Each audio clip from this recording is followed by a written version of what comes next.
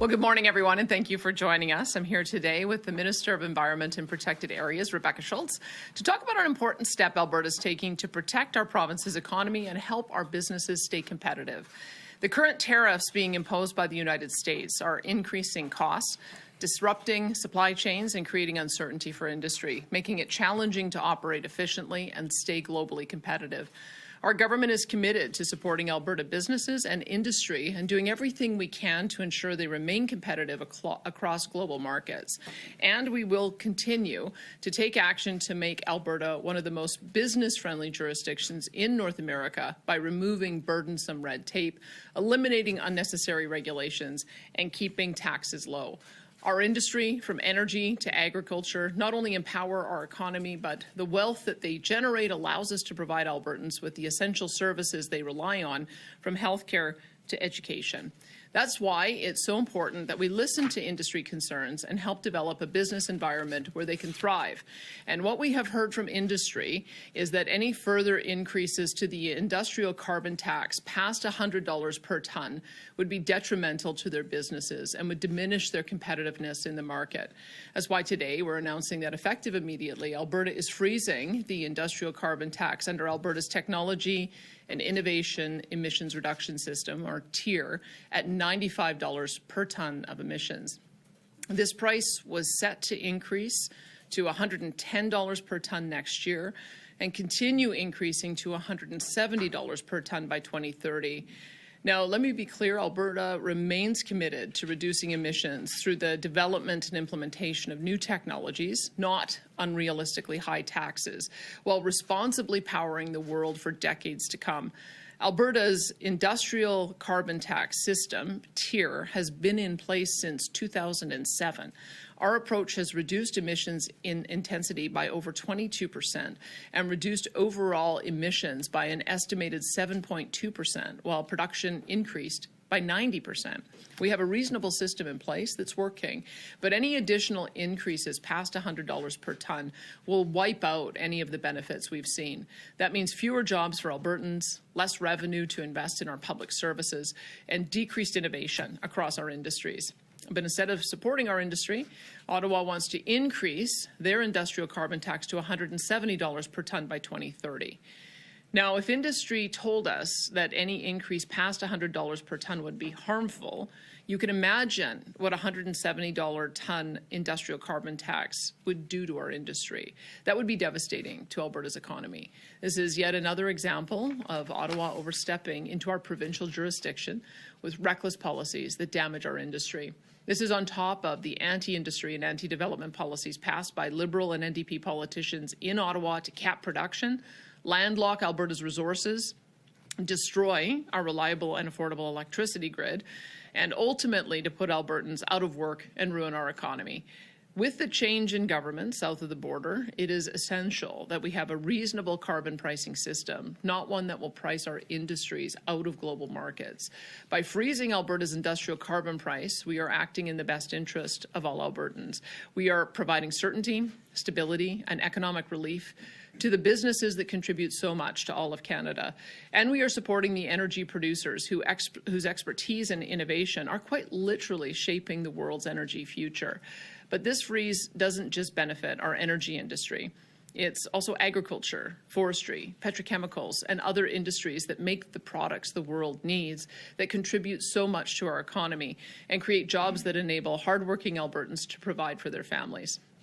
We will stand up for our province, support our industries, and protect Albertans' livelihoods. But make no mistake, our government will always do what is right for Alberta, no matter what Ottawa says.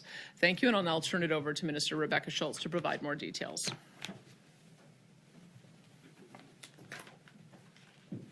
Thank you very much, Premier.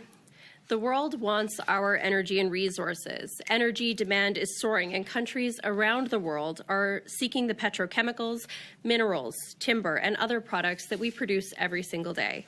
But for the past 10 years, our province has faced a tidal wave of anti-energy, anti-agriculture, and anti-resource policies from the federal government. They've added costs, increased delays, and effectively hung a closed for business sign on Canada's door, whether for LNG, oil and natural gas, or the many other resources resources that we are blessed with. For years, this environmental agenda from Ottawa was telling Canadians and Albertans that if they just paid more in taxes and punitive regulations, the trade-off would be that we're reducing global emissions and helping the environment. Somehow, we would be better off as a Canadian economy. Instead, this federal platform delivered a stalled economy and increased costs for everyday Canadians.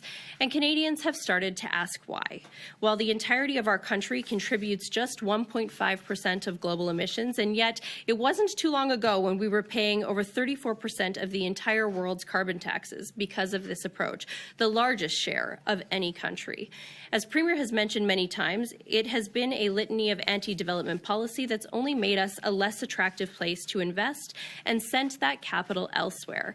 It's been a long time for Canada to focus on a common sense approach, like we've done through our tier system here in Alberta. Of course, the tariffs imposed by the potential tariffs imposed by the United States are making it even harder for Alberta industries to compete and expand. Costs are rising, materials are harder to get, and more expensive when they arrive. Supply chains, of course, are less predictable, and we are already seeing the impacts. Companies are delaying hiring, pausing investment, or pushing major capital spending into the future. During tough times, competitiveness is the difference maker. Our industries, whether they drill, mine, manufacture, process, or build, are among the best and most productive in the world. So we cannot risk falling behind, and we cannot continue to put jobs and our economy at risk with the uncertainty of U.S. tariffs coupled with ideological policy. Over the past months, we have been engaging with industry on the future of our tier program. We know that regulation is up in 2026, and we wanted to hear how industry felt about what's working well and what presents a challenge. Certainly, concerns were raised about the impacts of a carbon price reaching over $100 per ton. That is why, effective immediately, we're freezing the industrial carbon price. This will provide a stable, predictable, and effective environment for companies to operate and remain competitive. It will also benefit sectors across the economy, including agriculture, forestry, and manufacturing, helping reduce costs, grow industries, and of course, keep Albertans working. We're keeping Alberta competitive, standing up for our workers, our industries, and our economy. We are absolutely a leader when it comes to energy and resource development, but also when it comes to emissions reduction. This is our jurisdiction, not Ottawa's. And if the federal government wants to work together to keep our economy strong, respect the Constitution, and do the right thing for the environment, they can follow the path forward that has been outlined by the Premier over the last couple of weeks. Thank you, and we are happy to answer any questions that you may have. Awesome. Sure. We'll start off here with questions from the floor. Of course, one question, one follow-up before making our way to the phones, and I'll see a show of hands from the room. We'll start off with Janet, then go to Shay. A question for the Premier. So previously you'd said that you couldn't comment or presuppose any potential referendum question put to the populace. The Alberta Prosperity Project this morning released the question that they intend to move forward with, which is, do you agree that the province of Alberta shall become a sovereign country and cease to be a province of Canada? They said they're waiting until they can get about 600,000 signatures before pushing forward with the petition. So if any referendum question has to respect the treaties, would you be willing to put that question on a ballot to Albertans? Well, as I mentioned, there is a citizen-initiated process. Having people sign up on a website saying that they will ultimately sign a petition is one thing. Getting the physical signatures signed up is another. That's why we have to wait for the process to play out. We haven't yet passed the legislation, and so once the legislation passes, it'll be pretty clear what the timeframes are. I know that there are several groups out there that are proposing different timelines, different questions, and so I'll wait to see which one garners enough signatures and actually gets a petition campaign going before I would comment on that. But I've made my position clear. I support a sovereign Alberta within a united Canada, and it's my job to see if we can get a new deal with Ottawa so that I can convince more Albertans to feel the same. But whose job is it to determine whether or not a question being put to Albertans is constitutional or respects the Charter? Is it the government's job to say, we don't think that's a legal question? Is it Elections Alberta's job? Well, I think it was the Supreme Court's job, and so the Supreme Court in their Clarity Act gave some pretty clear ideas about what you needed to do. which prompts a negotiation if something like that was ever to be successful. So I think that this, the Clarity Act and the constitutional or the court discussion around it gives a pretty clear path. That wasn't just to apply to one province. So I think that it's no one's asking these questions in Quebec, even though they do have the Parti Québécois polling higher than anyone else, and they've just elected 24 separatist MPs. So I think that perhaps maybe talking to some of the scholars in Quebec, because they've obviously worked through that and they're much further ahead in the discussion than any other region. Awesome. And we'll go to Shay, and then Jack, if you still have your hand up, we'll go to you next. Go ahead. Thank you so much for taking my question. It's for the Premier. We've heard, you talked earlier today about economic stability and relief. I've heard from some economists who say that any plan for Alberta to separate from Canada is not economically viable, and they fear that investment would flee from this province as a result of that instability. I know you said that your government is not putting forward this referendum yourself, but you are leaving the door open. So are you risking economic stability by doing so? Well, as I said, we support citizen-initiated referenda. The whole purpose is to have a process for citizens to be able to put those questions forward. I would say that would be a question for any of the groups that are leading that, because we aren't. We're leading the effort to have a strong and sovereign Alberta within a united Canada, and that will be what I would be advocating for. But by lowering the threshold, you're leaving the door open, and you yourself acknowledged, talking on with Vashi Capellas last week, that you needed to provide an outlet, or else it could create a new party. So, therefore, I guess, are you worried about fractures within your own party as a result of this? We're seeing new groups, whether it's the Alberta Prosperity or the Republicans, saying that they're hearing a lot of support on this. I think single issues should be put on a single question on a ballot if citizens want it to be. Our political party has dozens, if not hundreds, of policies, and so I don't intend for the United Conservative Party to become a single-issue party. We intend to continue to support their founding documents, which that we are supporting constitutional sovereignty within United Canada. So once again, I think that those questions are for the various groups that are putting forward the referendum questions. Thanks. And we'll go to Jack, then we'll take a couple from the phones before coming back to the room. Jack Farrow with the Canadian Press. How long is the freeze going to be in place for? For now, it's indefinite. The point is that when we went out to talk to industry, the carbon tax, of course, industry is feeling the pinch right now. We are in an agreement with the federal government to ensure that we can continue to manage this on behalf of Alberta industry, but the price going above $100 does make us wildly uncompetitive, which is not a common sense approach at a time like this, where the threats from outside our borders are so great, and the world is looking for Canadian energy right now for energy security, energy affordability, and of course to meet their environmental goals. So right now, we are implementing this freeze indefinitely. It will likely, as Premier said in her speaking notes, spark a conversation with the federal government. We're hoping that just as we heard a message about economic growth and nation building throughout the campaign, that this Liberal government is going to take a different approach when it comes to energy production and emissions policy. And then as a follow-up to that, like, if I'm not mistaken, like the escalating price was the point of carbon tax schemes, right? Like you're supposed to, with the escalating price, you incentivize businesses to invest in their own emissions reduction. Freezing the price kind of seems contrary to that, but it also kind of actually, in my head, breeds instability, because an indefinite freeze is something that will change, and they knew, the businesses knew when the price was escalating. So how is that stable? I would say that the fact that the first action that Prime Minister Mark Carney took was to eliminate the retail carbon tax shows you that price had gotten too high to bear. And I think that it's reasonable to expect that it's a parallel in the business community, that the price has gotten too high to bear. If you have a time frame of going out to 2050, there's no reason to try to front-end load everything by 2030. That's been foundational to the dispute we're having with the federal government, is let's coordinate around a 2050 target so that you can have a reasonable time frame to implement technology, develop new solutions, see the retirement of equipment. That's foundationally why we're having the dispute with Ottawa. The 170, could it have been possible if the Americans were following suit? I don't know.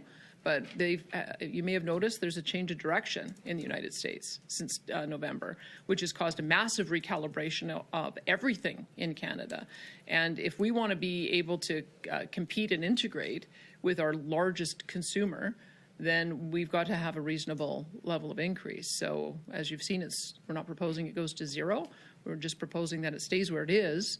Well, we have some kind of recalibration about how this is going to impact the business community. What we have heard from the business community is that it's too high. And I think if you look at Quebec's carbon price, Quebec's carbon trading price is lower than this. And so that is also one of the reasons why we're frustrated with the federal approach, is that it doesn't apply equally to all of the provinces. That was absolutely true on the retail tax, and it's certainly true on the industrial pricing as well. So this, I hope, will prompt a conversation for us to get in sync with the federal government. That's what we've been asking to do ever since I talked to Mark Carney's predecessor, and I mentioned this in our first conversation. And it may be, as you go forward, that there's a tolerance to increase it, but I can tell you, I think that the business community has reached its limit. And why does it matter? We're competing for capital with the United States. Those dollars can flow anywhere.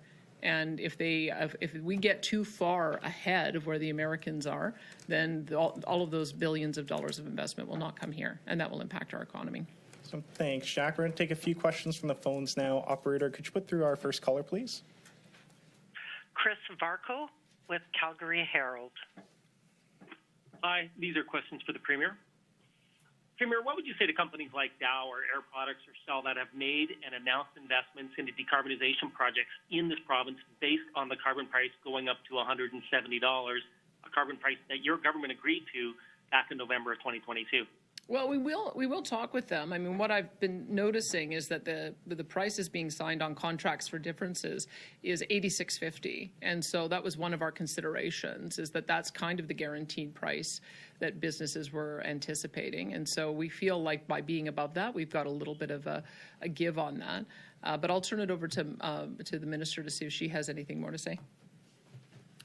Yeah, that's a great question. And just last week, I met with a number of folks, including Dow, Nova Chemicals, and others, and signaled that this is the direction we were moving in, given it is a very different time that we're in right now than we were back in 22, both in terms of what the federal government was campaigning on at that time.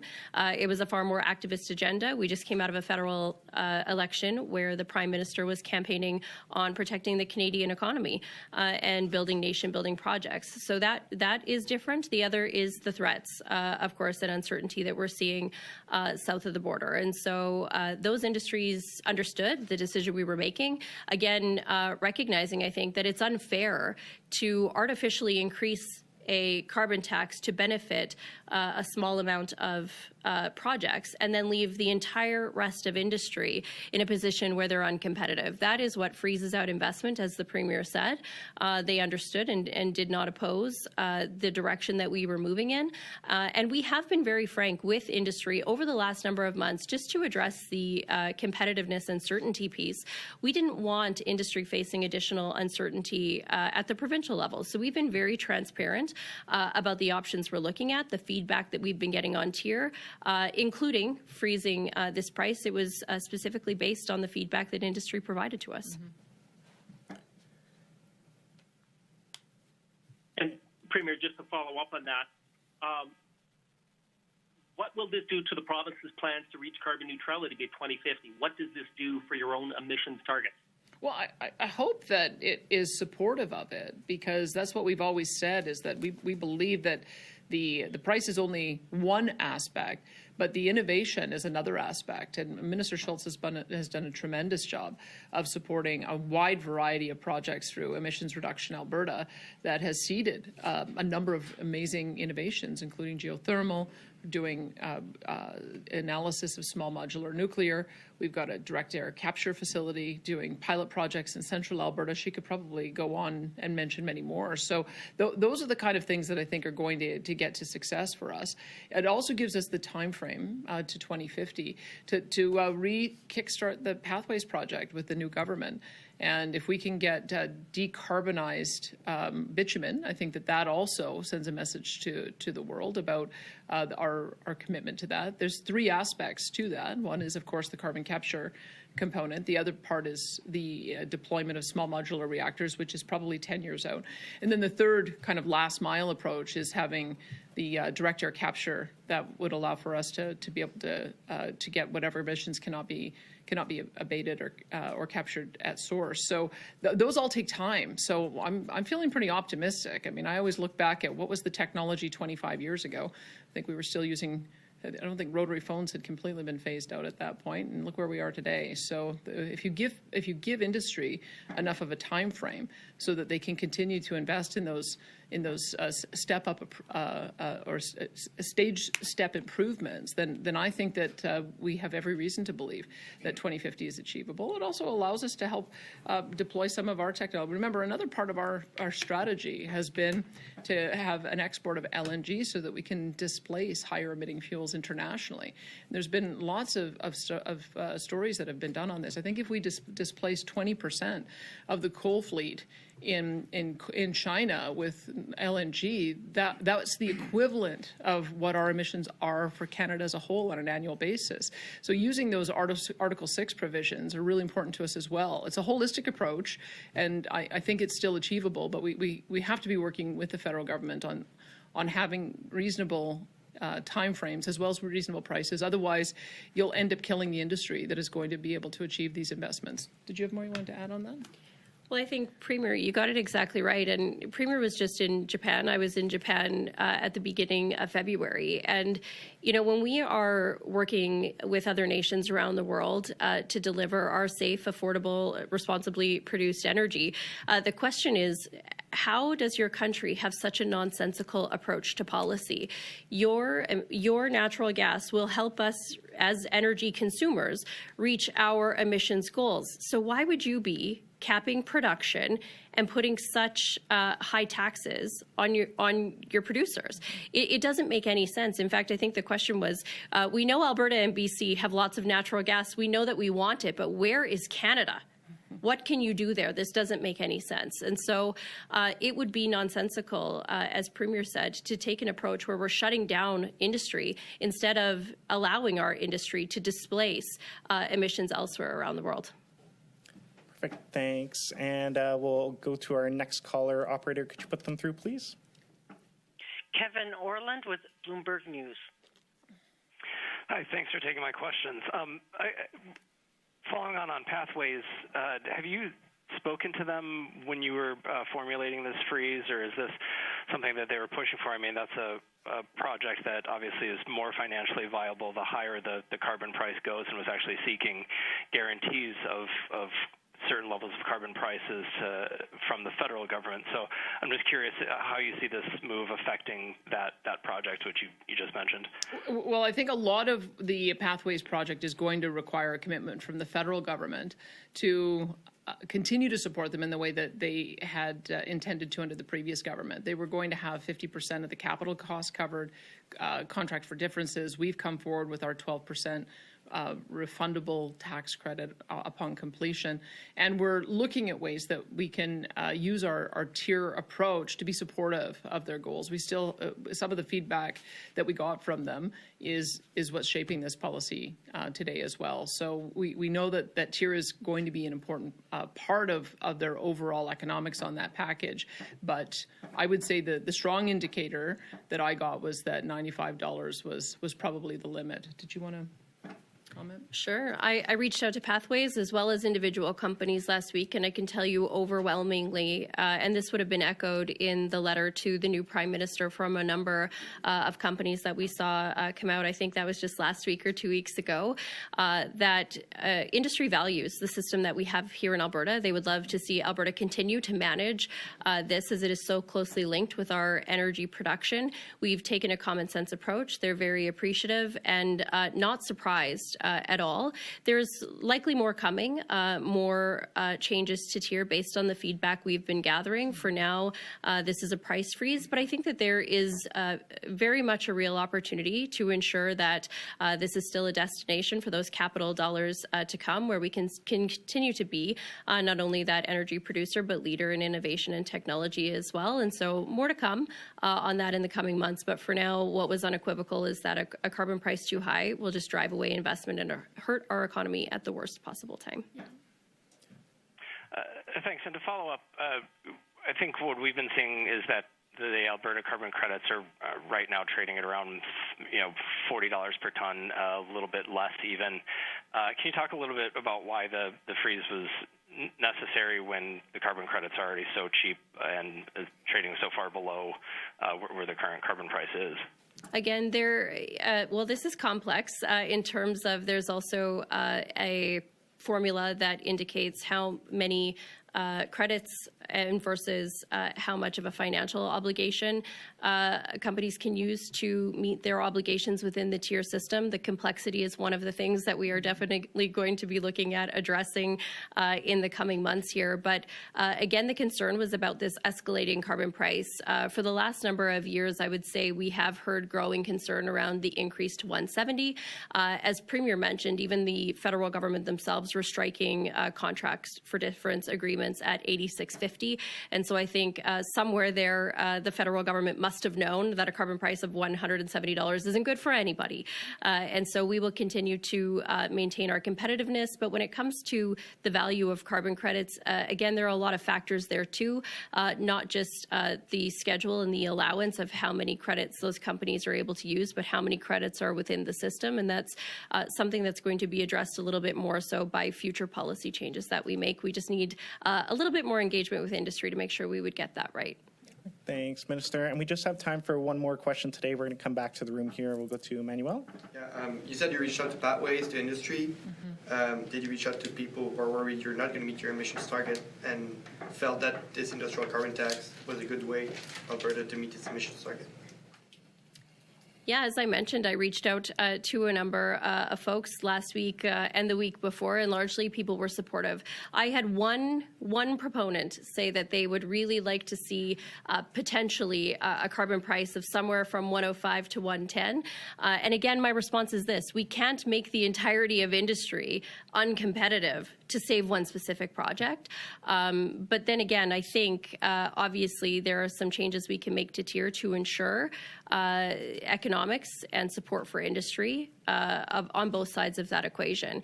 Again, we are leaders in emissions reduction. We are proud of our environmental record. Countries around the world see us as that as well. And so instead of punishing our industry, we want to allow them to grow, thrive, continue to increase production and reduce global emissions all at the same time. We can do that. That's what we're committed to, and we sure hope that Ottawa feels the same way. There was also a way to fund projects and to fund R&D for all these new technologies you mentioned, carbon capture, air capture, whatever. So there will be less money in the pot now that it's not increasing. How do you expect that Alberta will get these new technologies going that can make industry meet their emissions? Even over the last couple of years, we have streamlined the investments that we're making in tier to make sure that they are also focused on some of our bigger environmental challenges. Again, the amount of money in the tier fund has also fluctuated based on whether or not companies choose to meet their obligations through credits or through paying those obligations. And so that fluctuates greatly. We've certainly felt that at the Treasury Board table, explaining how these fluctuations take place and why they fluctuate so much from one budget year to the next. And so there was already some fluctuation within that, I call it the bucket of money that we call tier, and then use that to reinvest into technology and innovation. In fact, this year we've been able to even increase some of our investments and the calls for proposals that we've been making in partnership with Emissions Reduction Alberta because there were extra dollars in the fund. And so I think some of that fluctuation is normal. Again, the most important piece has to be economic competitiveness for our industry. Perfect. And that's all the time we have for questions Thanks, today. everyone. Thanks, everyone, for joining us.